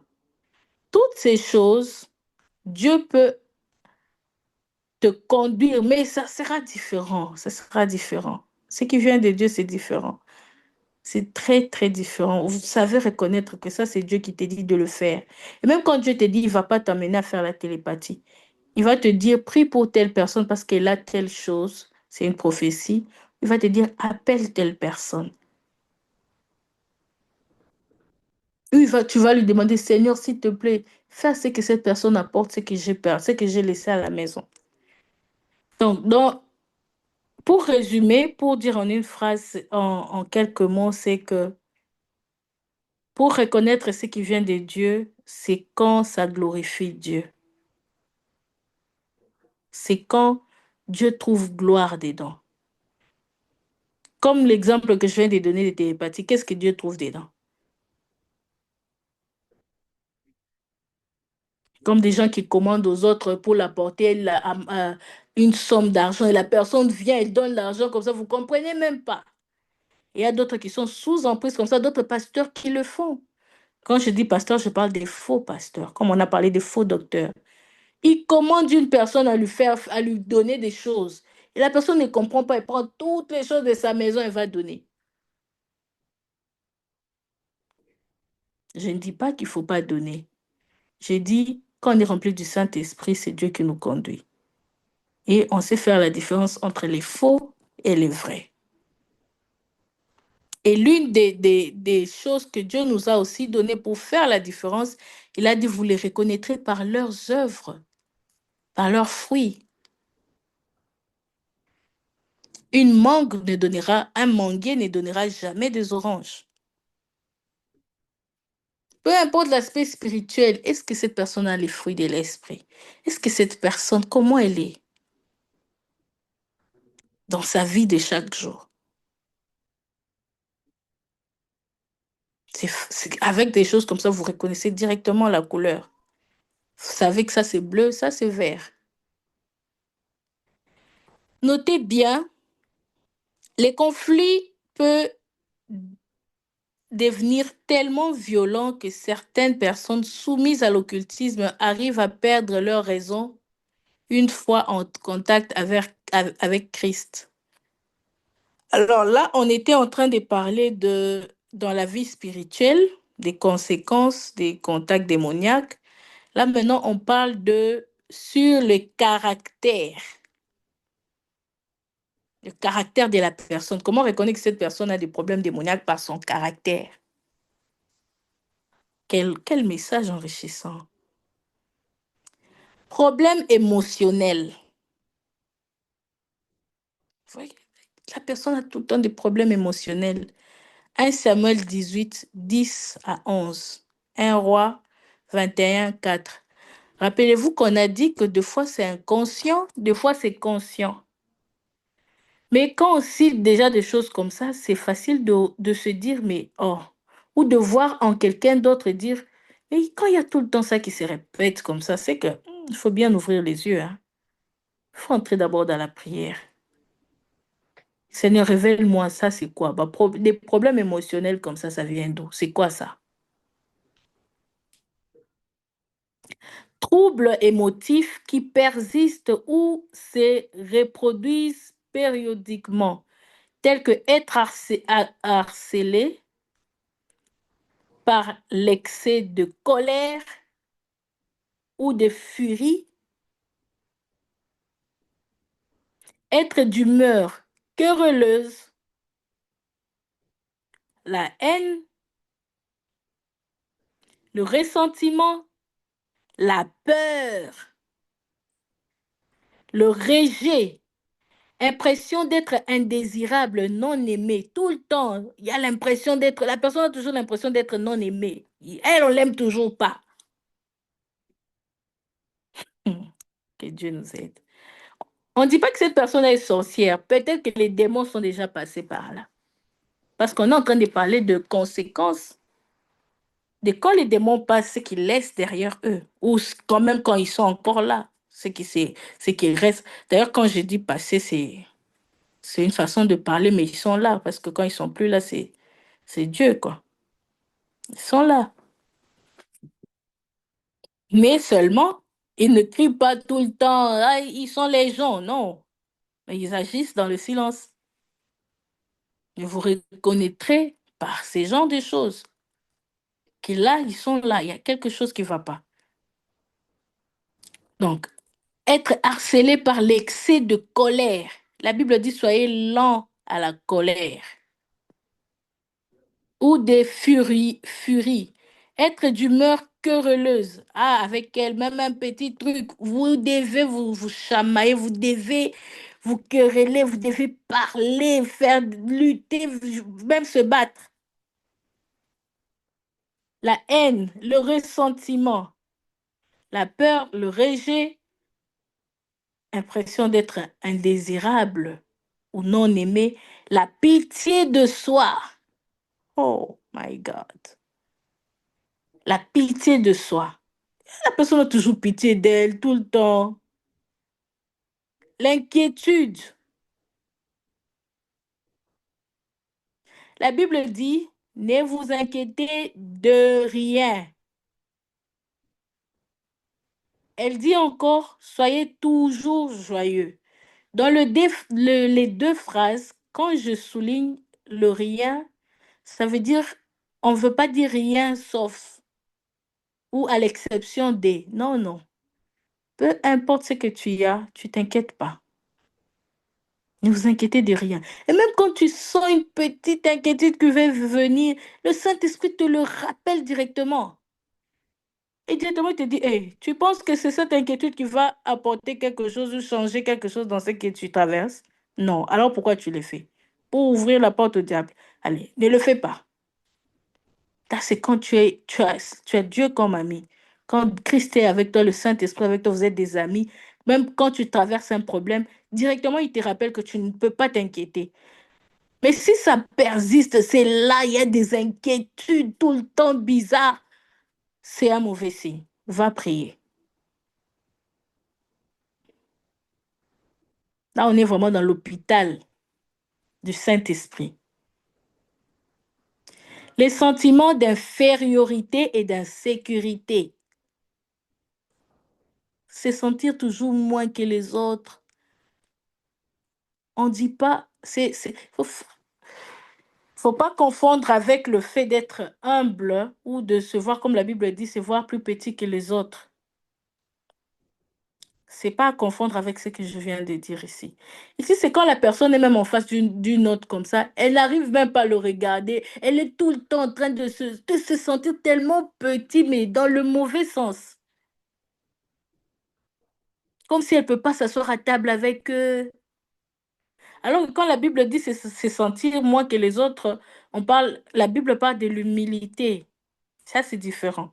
L'humilité, ce n'est pas penser que, voilà, toi, tu es plus que les autres, là, eux, ils t'arrivent pas à la cheville, tu les regardes un peu différemment, tu es orgueilleux. Non. L'humilité, c'est peu importe ce que tu as, respecte les races, donc, peu importe la couleur de la personne, peu importe son rang social, peu importe, respecte tout le monde de la même manière. Là, c'est autre chose. C'est ça que quand la Bible dit de se voir petit que les autres, c'est de ça qu'on parle. Mais ici, c'est la petitesse dans le mauvais sens où tu penses que tu peux même pas t'arrêter avec une personne, vous pouvez pas manger à table parce que toi, tu penses que toi, tu es un peu, on doit mettre par terre, quoi. On doit mettre ton assiette par terre, quoi. Eux, ils méritent la table, pas moi. Ces sentiments d'infériorité, de se sentir trop bas, là, dans le mauvais sens, là. Tu vois quelqu'un, tu as l'impression que non, c'est eux qui ont réussi, toi, tu n'es rien, c'est eux qui sont des gens. C'est eux qui sont humains. C'est eux qui méritent une bonne vie, c'est eux qui méritent ça, toi, non. Il y a la dépression aussi dans la liste. Il y a la dépression, le manque du désir de vivre, penser des suicides. C'est des mauvais esprits, des démons qui sont derrière. Les familles spirites sont les plus prédisposés à ces maladies mentales. Alors, je vais m'arrêter sur cette page, comme ça on va passer aux réponses. Problème physique. Et voici, il y avait là une femme possédée d'un esprit qui la rendait infirme depuis 18 ans. Elle était courbée.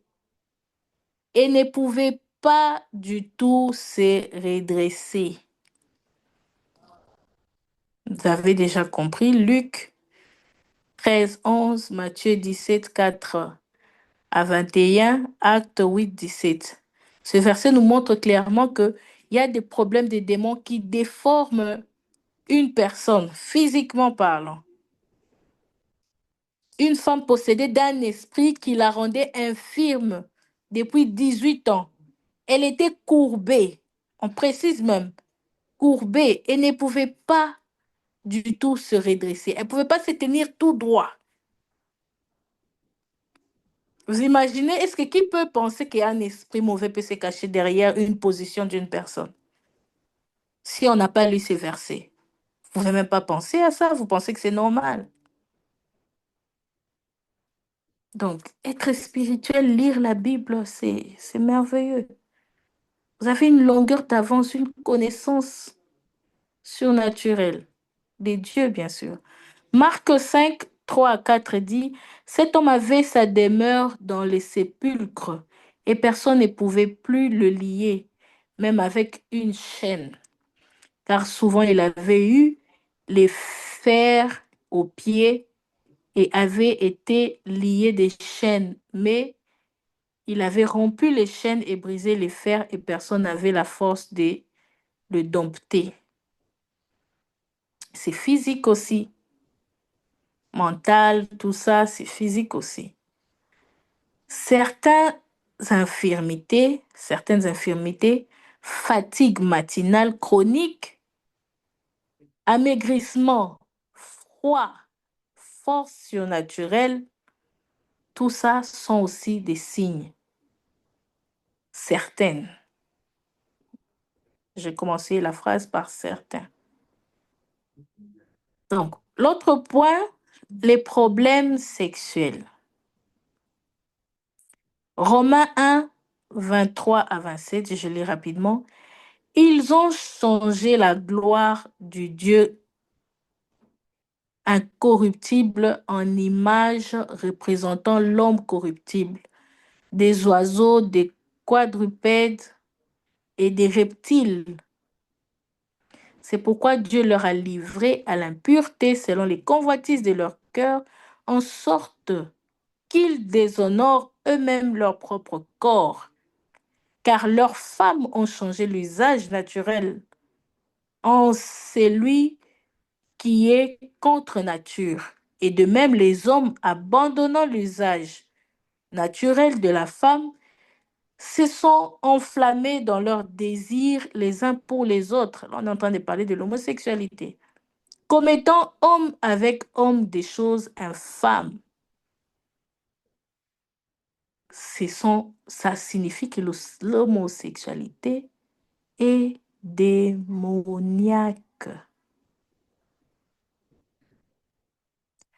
Ce n'est pas moi qui l'ai dit, c'est Romains 1, 23 à 27, version Louis II de la Bible. Vous comprenez déjà qu'il y a des choses que les gens commencent à faire, les sodomies et tout ça, porte d'entrée pour ceux qui veulent le faire et pour ceux qui les pratiquent déjà, donc ils se sont même installés. Être vaincu par des passions exagérées de la chair. Ah oui, parce qu'il y a des choses comme ça, malheureusement. Pensées ou actes sexuels impurs chroniques, tels que la masturbation, l'homosexualité, l'inceste, la prostitution, l'impudicité. Ce sont des choses qui montrent qu'il y a des démons. Que ce soit l'homme, que ce soit la femme, personne ne peut le faire, c'est un péché. Personne ne doit le faire, c'est un péché.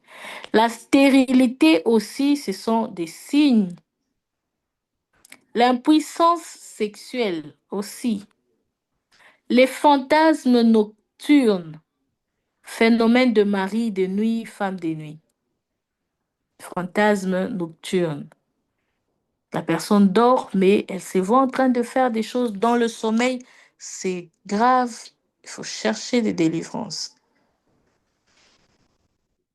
Un autre point, problème de dépendance ou penchant prononcé.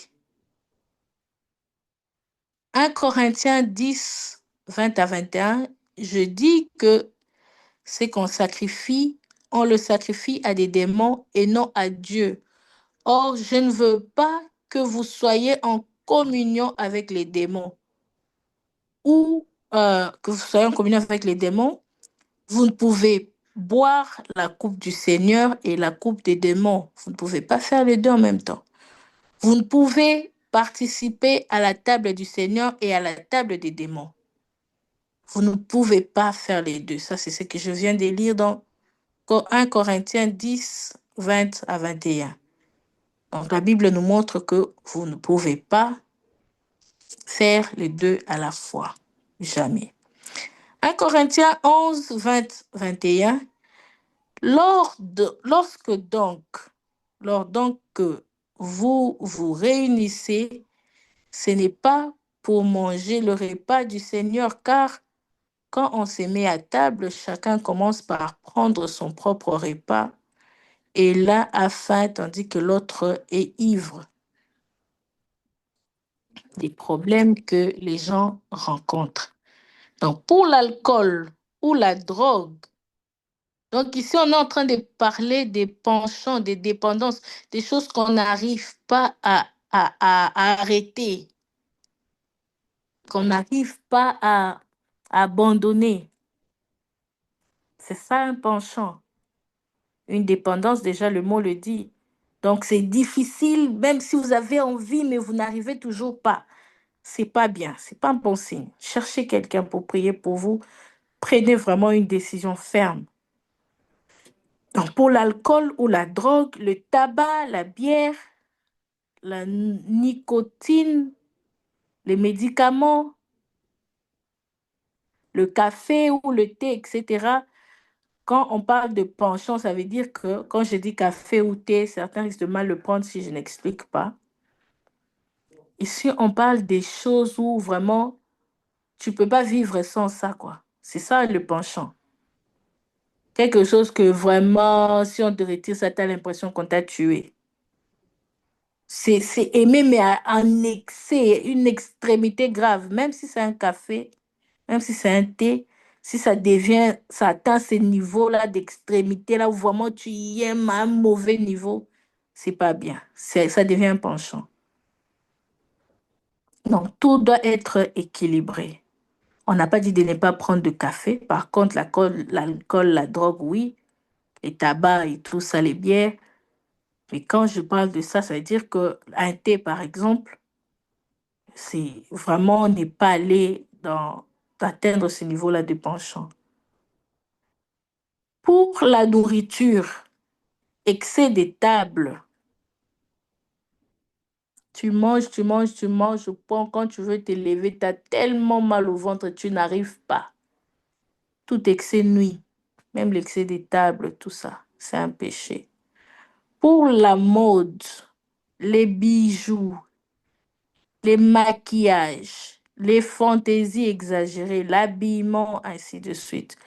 Toutes ces choses, quand ça devient un penchant. Quand je dis penchant, c'est que si on te dit de sortir sans être maquillé, tu as l'impression que là, vraiment, c'est impossible. J'emploie bien, je sais bien, j'emploie vraiment bien le mot. Donc, pour une personne, pour elle, c'est vraiment impossible de sortir sans se maquiller. Fantaisie exagérée, bijoux, habillement et tout ça. Donc, je vais finir là. Pour aujourd'hui, je m'arrête là. Prochainement, on va parler des problèmes d'élocution, problèmes mentaux et ainsi de suite. Alors, en parlant de ça, j'étais en train de partager aujourd'hui la journée. Je finis par cette histoire. Un beau témoignage d'une dame qui ne me connaît certainement pas. Et moi, je la connais. Peut-être certains parmi nous aussi l'ont vue ou la connaissent. C'est le pasteur qui a prêché aujourd'hui à Équilibre. Quelques temps avant que je commence les cours, je suivais le live. de l'IMT, la compassion à Kinshasa. Alors, le pasteur Grégory Toussaint, j'ai vu une vidéo de lui et de son épouse quand ils sont arrivés à Kinshasa, donc l'aéroport, comment on les a accueillis. Donc, j'ai dit pour certains, peut-être qu'ils ont déjà vu, ils ont aussi vu, parmi nous ici, on vu cette vidéo. Mais ce qui m'a attiré dans l'apparence de la femme, connaissant la position de son mari, les avoirs de son mari, tout ce qu'il a, quand j'ai vu l'apparence de la femme, j'ai compris que c'est une personne extraordinaire, sans même l'avoir fréquentée. Elle a ses cheveux africains, hein, comme nous tous, qui ne sont pas très longs. Des gens des cheveux, quand moi, ça me rappelle quand je me cheveux naturels, en fait, je fais des tresses. Des fois, c'est peut-être pour dormir ou ça dépend du modèle que j'avais. Mais quand j'ai des faits, je peigne pas. Comment ça fait beau là? Quand c'est pas peigné, c'est un peu avec des crônes, tout ça. Alors, j'ai remarqué que c'était ses cheveux naturels qui n'étaient pas très longs. Mais non seulement elle n'était pas maquillée, mais elle a laissé ses cheveux comme ça fait beau là. Elle était en robe normale, sobre. Son sac normal, ses baskets aux pieds. Mais tu sens qu'elle a quelque chose. Et j'ai pensé à beaucoup de choses pour ne pas entrer dans les comparaisons. Et j'ai compris qu'elle avait quelque chose que beaucoup de femmes n'ont pas. Le fait d'accepter de faire un long voyage de Miami au Congo pour la première fois dans un pays que tu connais pas ou que tu as entendu mais tu n'es jamais parti. Tu arrives là pour la première fois. Tu es tellement simple. T'as même pas. Tu te dis, que si je me maquille pas, ça fait quoi? Les femmes. Mais elle était propre, respectée, bien accueillie, aimée. Ça, c'est un bon exemple pour moi. Mais il y a d'autres femmes, je dis seulement femmes en général, ça ne peut pas passer, jamais du tout. Elle doit mettre son crayon, elle doit mettre beaucoup de couleurs au visage, elle doit faire quelque chose. Ça ne peut pas passer. Surtout qu'elle sait qu'elle sera accueillie, son mari n'est pas n'importe qui. Non, il faut qu'on sente que c'est la femme d'eux. Elle n'était pas dedans. Quelle beauté. La beauté des choses de Dieu. Hein. Tu sens que, waouh, tu peux te permettre, mais tu fais le choix de dire je suis belle, je m'accepte comme je suis. Ça, c'est une grande leçon. Et je m'arrête là. Je finis avec cette histoire parce que c'est quelque chose qui m'avait tellement touchée que je voulais partager. Quand on voit des bonnes choses comme ça, il faut aussi le dire. Alors, on va passer à... Je suis en train de revoir les questions, hein. Un instant. Non, Léonie. Alors,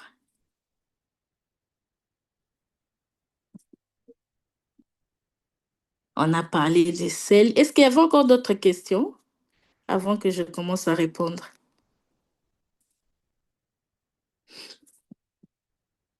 Grâce, tu avais deux questions? Des questions?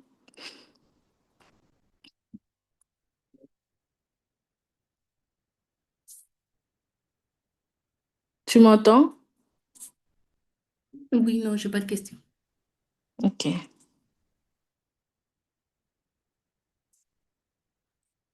ok. Donc, on n'a que deux questions aujourd'hui.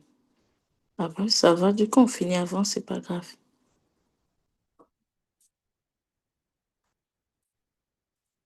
Ok. Alors, la première question, c'était la différence entre l'envoûtement, la possession et être sous l'influence démoniaque. Alors, le fait d'être envoûté, c'est quand on est on est, c'est quand comment le dire? On t'envoie quelque chose. Tu es comme dans un endroit où tu ne maîtrises pas, en fait, ce que tu dois faire. J'essaie de les dire comme ça pour bien faire la différence. Donc, c'est comme si il y a un système là. Je me rappelle d'une fois, je voyais en fait un pasteur qui racontait même, et je voyais, tu vois, l'exemple, par exemple, l'exemple d'un tourbillon. Il y a un vent qui souffle. Je me rappelle avant, on nous interdisait de faire ça. Donc, tu te retrouves à l'intérieur de quelque chose qui se passe, tu ne sais pas gérer. Mais tu subis quand même et tu fais certaines choses on- sans qu'on te dise, sans que tu prennes la commande. C'est ce que je veux dire, je voulais dire. Tu te trouves en train de faire des choses, mais sous envoûtement, en fait. C'est quand, même dans les films, qu'on voit certains, ils soufflent quelque chose à quelqu'un, et cette personne-là commence à faire tout ce qu'on lui dit de faire. En fait, c'est comme si on commandait cette personne-là. La personne est envoûtée. Et la plupart des cas dans l'envoûtement, c'est souvent quand la personne est inconsciente. Donc, quand je dis inconscient, ça veut dire que elle le fait quelque chose, mais des fois même sans s'en rendre compte. Elle est là, elle suit un mouvement. C'est comme si on l'avait fermé un peu les yeux et puis on l'a tirée comme ça, elle partait dans tous les sens.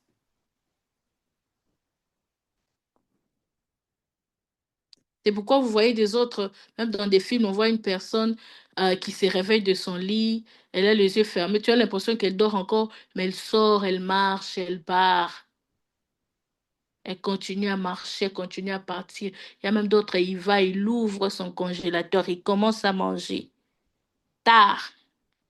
Et puis le matin, tu lui demandes, il dit, c'est vrai, j'ai vraiment fait ça? Des choses de ce genre-là. Oui, il fait vraiment une mission, il accomplit une mission, elle a fait vraiment. Et puis elle rentre, mais elle se rappelle deux fois même pas. La possession démoniaque, c'est quand les mauvais esprits possèdent le corps d'une personne. L'envoûtement, c'est que on l'a fait faire quelque chose. La possession, c'est vraiment, ils sont là, la personne est possédée. Les possédés, c'est comme dans l'histoire de Jésus, quand il a chassé les esprits dans, quand il a sorti les épées pour les envoyer dans les ports. Vous voyez, une personne possédée, tu sens vraiment qu'il y a des esprits en lui qui le commandent en permanence. Il a des esprits mauvais. L'envoûtement, ça peut se passer périodiquement. Mais là, vraiment, il est possédé au point où vraiment, quand il veut sortir quelque chose de sa bouche, c'est en fait les démons qui parlent. Donc, c'est ça, un autre niveau, une extrémité, un niveau vraiment, c'est trop là. La possession, le contrôle total de l'état de la personne. Et sous l'influence démoniaque, c'est comme je disais l'autre fois quand j'ai donné l'exemple de ce qui s'est passé avec mon travail, par exemple. C'est que tu n'as pas de mauvais esprits en toi. Tu n'es pas possédé. Tu n'es pas envoûté. Mais ils veulent entrer dans tes activités de chaque jour pour te pousser à faire d'autres choses qui sont dans leur avantage et non pour la gloire de Dieu. Seulement parce que spirituellement, tu as peut-être ouvert une porte, tu as peut-être baissé les bras, tu as un peu négligé, et puis tu commences à faire des choses sans être sûr que ce que tu fais, c'est la volonté de Dieu. Tu commences à faire les choses sans vraiment consulter Dieu, c'est pas la volonté de Dieu. Tu trouves que c'est normal, tu penses même que c'est raisonné, vraiment c'est normal, mais en même temps, c'est que eux, ils en profitent pour retourner un peu ça à leur avantage. Parce que tu as laissé une ouverture, une ouverture. Donc, tu es là, mais tu laisses un peu la porte ouverte, quoi. Tu vas un peu, mais tu fais des choses. L'exemple que j'ai donné le lundi était vraiment bien pour expliquer ça. C'est que tu es là, tu penses que vraiment la décision que tu as prise est bonne, par exemple. Tu veux, tu veux changer d'école, tu veux changer de boulot, mais c'est pas la volonté de Dieu. Tu le fais quand même, mais ça t'a désorienté et tu passes à côté de l'objectif. C'est plus pour la gloire de Dieu parce que tu n'es plus là où Dieu voulait que tu sois. Tu as été influencé par une autre chose. Et les démons maintenant utilisent ces genres des situations pour influencer négativement. C'est pourquoi on dit son d'influence démoniaque. En fait, t'amener dans une autre direction qui les arrange. Sans qu'ils te commandent comme avec les autres que j'ai cités avant. Mais là, c'est que c'est toi-même qui le fais, mais avec de mauvaises motivations. Tu le fais consciemment, tu sais, mais quand je dis mauvaise motivation, c'est-à-dire des motivations qui ne viennent pas de Dieu, que tu n'as pas reçues directement de Dieu.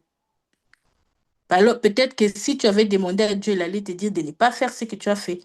Mais ce n'est pas un péché en soi. Tu ne vas pas trouver un endroit où tu as vu qu'on a écrit que, bon, ça dépend. Je ne dis pas que tout, c'est souvent pas des péchés. Quand je dis pas péché, vous comprenez ce que je veux dire. C'est vrai que le péché, dans la définition comme on l'a donné au début, c'était rater sa cible. C'est dans ce sens-là qu'on dit que c'est un péché. On retrouve aussi cette influence dans la catégorie des péchés, parce que les démons, le diable est passé par là, par son influence démoniaque et tout ça. Et dans le sens où, quand je dis c'est pas un péché, c'est dans le sens où tu dis, par exemple, ce n'est pas volé, ce n'est pas dans les 10 commandements, alors tu penses que tu n'as rien fait. Tu penses que c'est rien. Tu n'as pas menti, tu n'as insulté personne, tu n'as pas fait du mal à quelqu'un. Et seulement, tu n'es plus là où Dieu voulait que tu sois. Tu te retrouves en train de faire quelque chose. Vraiment, comme je viens de donner l'exemple, tu devais, par exemple, euh, aller à Paris. Et puis, Dieu voulait que tu partes à Paris parce qu'il a un plan qu'il a prévu pour toi. Tu dois rencontrer quelqu'un là-bas, tu dois aller prier pour quelqu'un, bénir quelqu'un, même si tu n'as pas encore tout dit à l'avance. Mais il te voyait là-bas. Et toi, tu décides d'aller ailleurs. Ah ben, je vais en Suède, selon toi. Et le diable utilise cette influence parce que là, tu vas dans un terrain qui n'est plus le tien, où tu n'es plus là où tu devais être. Et tu commences à subir maintenant des choses que tu n'aurais pas dû faire. Tu commences à faire des choses que tu n'aurais pas dû faire. C'est pourquoi dans certaines influences comme ça, les gens passent du temps, ils se retrouvent en retard dans leur vie, dans certaines choses qu'ils auraient dû faire différemment. C'est un peu ça. Donc, tous les trois, c'est mauvais. Alors, mauvais. Mais chacun avec un peu des nuances un peu différentes, mais dans tous les trois, on voit que c'est le diable qui agit. Alors, si je dois dire quel est le plus pire et tout ça, les possessions démoniaques, là, c'est vraiment comme vraiment avec l'exemple de Jésus qui a chassé les démons, les gens là. Ils disent, nous sommes, quand les démons disaient, ils sont légions. Où ils font faire vraiment à une personne des choses graves. La personne n'a aucun contrôle, zéro contrôle sur son état. L'envoûtement, c'est un peu comme le milieu, quoi, entre les trois. Et l'influence démoniaque, c'est un peu, tu penses que tu as encore la totalité de tout ce que tu fais. Tu es conscient, mais en même temps, il sait qu'ils les font de manière subtile, cachée, mais ils se cachent derrière ce que tu dois faire, que tu penses que c'est bien pour toi alors que tu n'as pas consulté Dieu. L'envoûtement, là, vraiment, c'est le milieu, quoi. Là, c'est une personne fait quelque chose. Après, quand elle sursaute après, mais elle a déjà fait. Et quand elle le faisait, deux fois, elle le fait vraiment, c'est pas que, comme j'ai dit, hein, la personne, comme j'ai donné l'exemple d'une personne qui dort et puis elle se réveille, elle commence à marcher, les yeux fermés, elle va, elle peut vraiment même tuer quelqu'un, elle fait quelque chose, puis elle se réveille. Après, on lui dit, elle est même les centres, les mêmes, elle ne sait pas ce qui s'est passé. Elle reprend conscience après, quand l'acte est déjà passé. Elle sait plus, elle sait même plus, elle sait plus. On lui dit, mais t'as les couteaux, oui, mais il y a un cadavre à côté, oui, mais qu'est-ce qui s'est passé? Elle dit, je sais pas. Tu as pris l'alcool? Non. Qu'est-ce qui s'est passé? Quand elle dit, elle sait pas, elle ment pas. Vraiment, elle sait pas. Mais elle a fait. On peut même lui montrer la caméra, on a filmé tout ce que tu viens de faire. Elle regarde et dit, oui, c'est moi. Mais dans sa mémoire, il n'y a rien.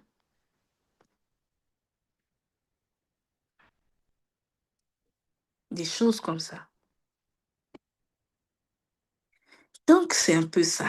Alors, par rapport au verset biblique sur l'usage du sel comme moyen de délivrance et de protection.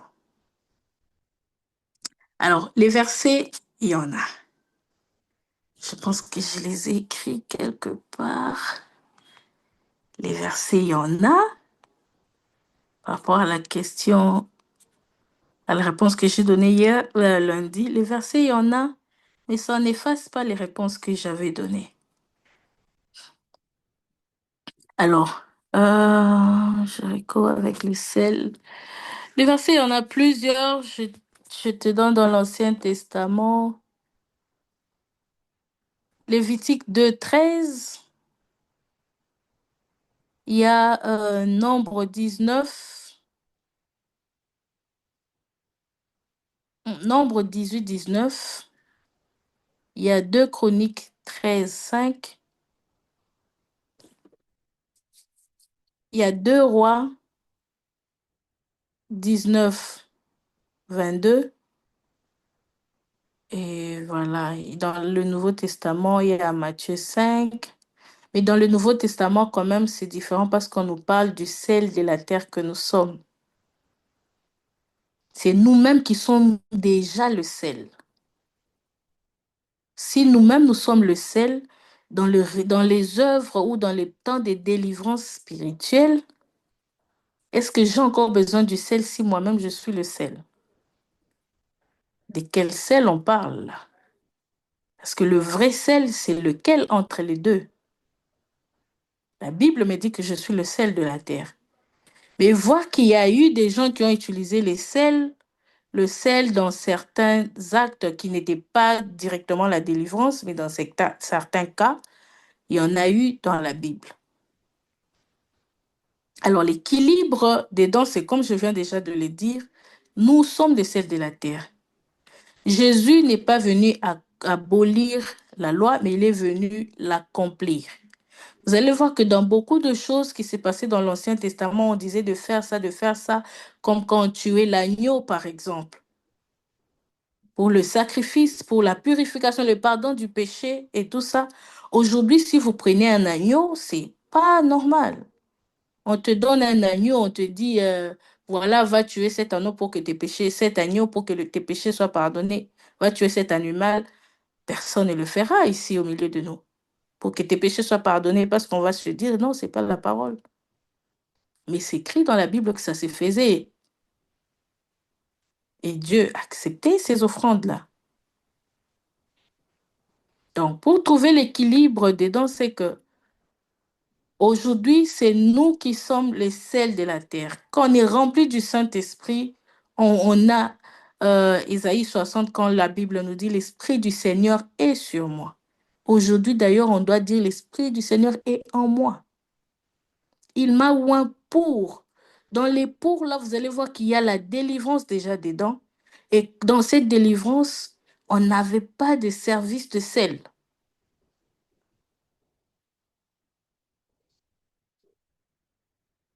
Et c'est en se basant sur ça et que en disant que le sel, en fait, c'est nous, c'est plus dans son sens spirituel de ce qu'il apporte dans la vie qu'on peut dire encore aujourd'hui qu'on a cet état-là, comme quand on dit de Christ qu'il est l'agneau de Dieu qui a ôté le péché du monde. qui a donné sa vie, qui est mort à la croix pour nous, qui est ressuscité. Et aujourd'hui, il ne rentre plus encore à la croix.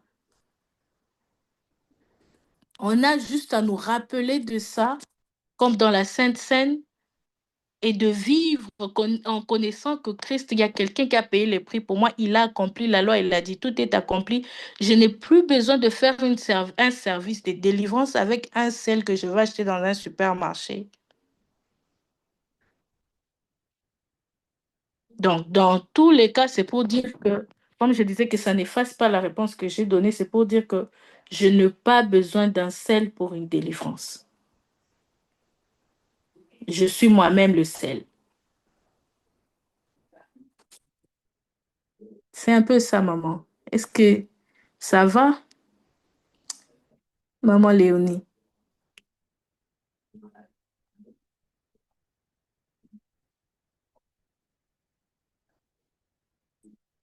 Euh, Maman Léonie, tu m'entends? Comme c'est toi qui as posé les questions, je peux laisser un message comme ça, je comprends. Est-ce que c'est clair ou il y a encore des zones d'ombre ou c'est pas convaincant? Tu veux qu'on approfondisse encore ou comment?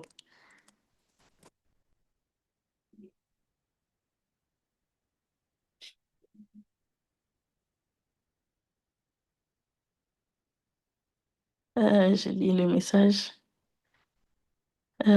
Et si ceux qui le font sont dans les péchés? Péché, ça dépend de de ce qui les motive vraiment. Comme je ne connais pas les personnes qui les font, je ne sais pas d'où ils ont tiré ça. Certains, comme je disais aujourd'hui, les diables continuent à faire certaines pratiques. Les féticheurs aujourd'hui continuent à couper les têtes des animaux, des poules et tout ça, ils continuent à le faire. Des coutumes même, comme on a parlé de coutumes, ils coupent les têtes des poules et tout ça. Donc, ils ont copié ça quelque part, ils ont copié ça dans la parole de Dieu, dans la Bible, mais ils continuent à le faire jusqu'à aujourd'hui. Mais les enfants de Dieu ne sacrifient plus les agneaux pour pardonner leurs péchés. Mais si quelqu'un continue à faire aujourd'hui, je ne connais pas ses motivations, je ne sais pas répondre totalement à leur place, à moins qu'on leur pose à eux-mêmes la question, qu'est-ce qui les a poussés à continuer à le faire? Mais ce que je sais de la parole de Dieu, de la Bible, et je préfère me concentrer plus sur ça, sur la Bible, je sais que non. Parce que dans tous les versets qu'on a lus dans le Nouveau Testament, on dit que c'est nous la Bible dit que c'est nous qui sommes le sel de la terre. C'est comme quand on parle de l'agneau de Dieu qui a ôté le péché du monde. Alors qu'avant, on parlait encore des agneaux. Je prends deux exemples pour montrer que c'est dans la même perspective, c'est dans la même façon, dans la même vision que il y a eu certains qui l'ont fait, mais d'autres sont restés avec les féticheurs aujourd'hui, continuent à le faire. Il y a de ceux qui vendent de l'eau salée, il y a même de ceux qui vendent de l'eau rouge dans leurs églises. Je dis des choses que j'ai vues de mes propres yeux. Ils vendent une eau rouge. Alors tout ça, ça va dans la même catégorie des sels et tout ça. Certains disent tu vas amener des animaux, certains. C'est bizarre ce qu'on voit aujourd'hui, mais c'est pas ce que la Bible m'a dit. La Bible m'a dit que c'est moi le sel.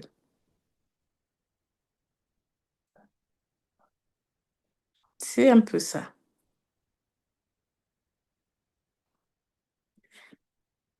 Let's pray.